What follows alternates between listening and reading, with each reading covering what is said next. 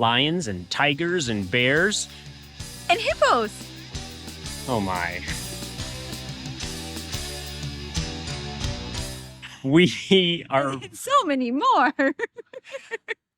We are finishing up our afternoon at the San Antonio Zoo, and this is something that the last time we were in Texas, we didn't get to, but we saw and said, next time we're in Texas, we need to come, and I'm glad we did. It was a nice day here. The San Antonio Zoo is big, actually. I really didn't know what to expect, and we had read really mixed reviews, and so we weren't sure if we wanted to spend the day here, and we did spend most of the day here, and it was great, and I don't know why the reviews were bad, because the reviews should be marvelous. It's a really nice zoo. It is a nice zoo. They have nice displays of a lot of different animals. There's a number of species here that I've not seen at other zoos. And so that was really neat to see that. But they have different areas of the zoo. There's the Africa section, the Australia section. There's reptile house, amphibian house. There's the aquarium. Yeah. Yeah, there's a lot. I mean, there's bears, giraffes, the lions. There's literally lions and tigers and bears. But then you've got kangaroos and big tortoises and all sorts of different fish and reptiles. And what's interesting is that you can see some of these animals in multiple places around the zoo. And they've got like little nooks and crannies where things are tucked in. So like the pygmy, I don't remember what they're called. It was like the pygmy crocodile or something like dwarf crocodile. I knew they were little. Dwarf crocodile. They were like tucked around in this little like alcove by themselves. Like, so you just kind of have to like wander the zoo like 2 or 3 times in both directions in order to see it all. Yeah, that would be my tip is, there's a map and there's the main pathways and you can follow your way around that. But I noticed a number of the different displays, you can go in and out in different ways too. So you'll go in and think you're going to come back out and you'll actually coming out in a very different part of the zoo. So make sure you do wander around more and check every little nook and cranny for all the different animals. It was also neat. There's a number of different aviaries that you can go into for the different parts of the world and see birds. Plus there is the actual bird house. Yes. That had a ton of different species. I think 2 things that stuck out to me here is the number of different species they have at the zoo and the number of species that San Antonio is involved with in terms of the breeding program. They're doing a lot here with the AZA and with the breeding program. And so, yes, they are contributing to repopulating much of the endangered and almost extinct species, which is really cool because there was one exhibit and now I've read so many, I don't remember which animal it was, but they were down to 12 in the world and now they're up to like 2,000, all because of not just San Antonio, but other breeding programs around the world. So that's really cool. In terms of species, I know you got a big kick out of the reptile house, and there was a ton of different kinds of snakes in there and lizards, and you love that kind of stuff.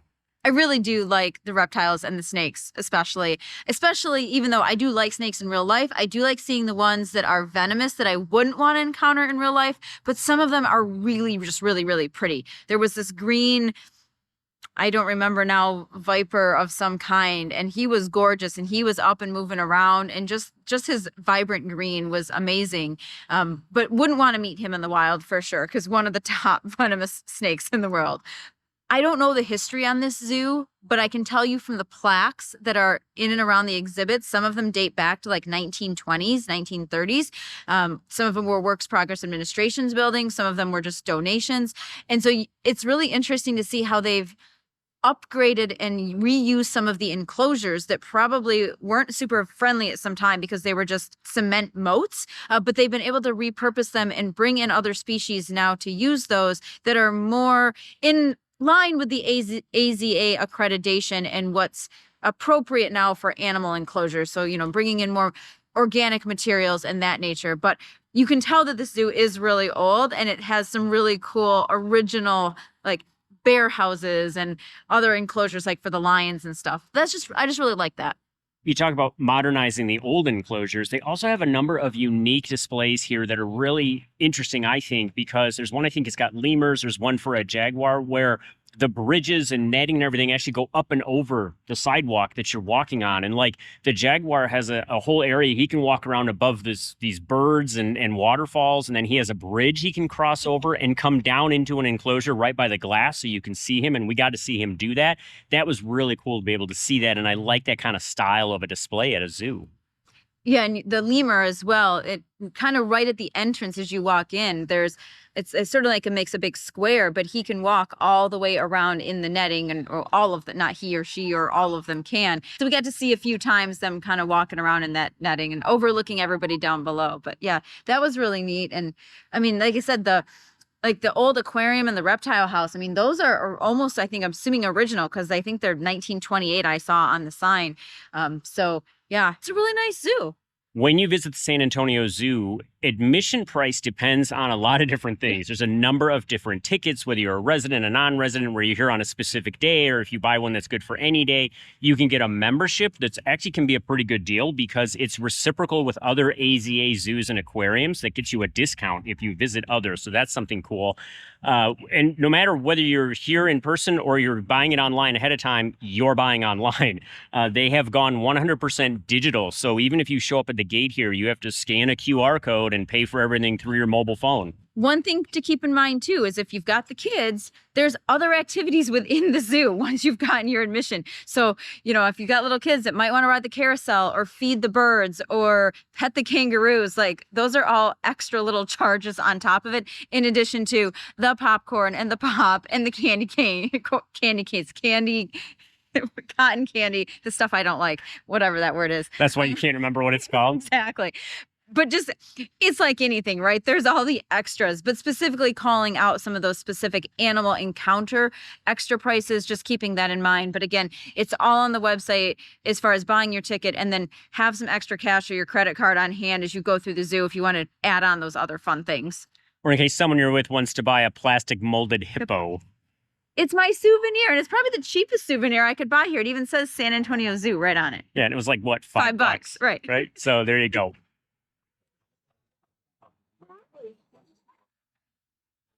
A quick tip for parents. There is the Tiny Tot Nature Spot, and it's a really cool open grassy area where you can just let your kids run. And then there's all sorts of little like tot size exhibits where you can see the fish. You can like pretend to play in like a little hut area. Anyways, we kind of wandered through it, but I like to pretend with my kids sometimes, but I was a little too big for the Tiny Tot area. But it's just a really cool way to get hands-on from a toddler size age with like larger than life exhibits inside. And there's like a little fishing section, and I don't remember what else we wandered through, but it was really adorable. So anyways, check that out. Good place to let your tots run and burn off some energy. One of the unique things in the Tiny Tots area is a thing called Draw Live, and it is a full wall video screen with animals running around. And you get this piece of paper that the little kids can draw.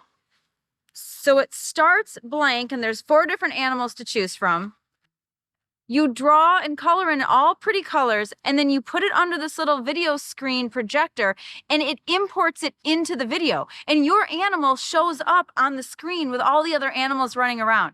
It is the most amazing technology. I've never seen it anywhere. It was so cool. I had to stop and try it because we wanted to show it to you. But it was really cool to see all the other little kids' animals in there, and some of them had done an amazing coloring job. I kind of did a hack job on my bird here. But some of the kids had really put a lot of effort into really coloring their animals, and the more vibrant colors, the more vibrant it was going to show up on this wall. But anyways, make sure you go and check that out because it's kind of tucked away in the tot section. And so even if you don't color, just walk in and see it. But go have your kids do that because that is such an amazing thing. You're probably not going to really see it any other zoo.